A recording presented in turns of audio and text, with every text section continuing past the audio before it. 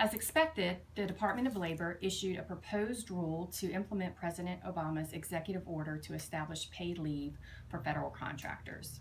The requirements would not apply to all federal contractors. It's limited to the same type of contractors that are covered by the prior executive order establishing a minimum wage for federal contractors. Most notably, this excludes supply contractors. The Obama administration estimates that this new mandate will provide additional paid leave to approximately 828,000 employees, including an estimated 437,000 employees who currently receive no paid sick leave at all. The proposed rule is very detailed and complex, and covered contractors should review it carefully to assess what administrative and budgetary burdens it may impose on their organizations.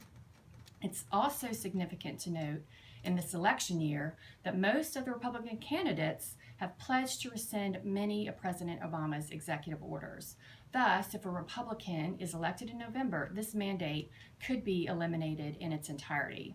Unfortunately, this is still a long way off, and covered contractors will need to contemplate compliance issues well before then.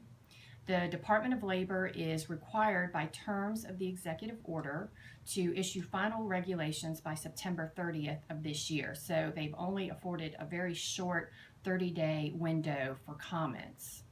In addition, the final rule would apply to new contracts that are entered into on or after January 1st, 2017, or contracts that are renewed, extended, or amended after that date. So that's less than 1 year away, which means expedited implementation for covered contractors.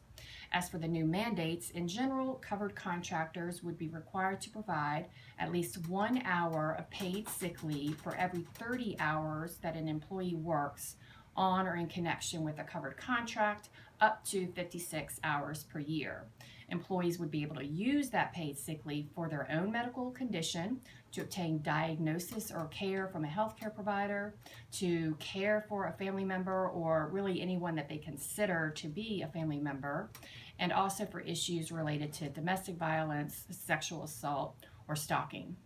We encourage you to review our affirmative action alert as well as the proposed rule, and to contact us at Constangy if you have any questions.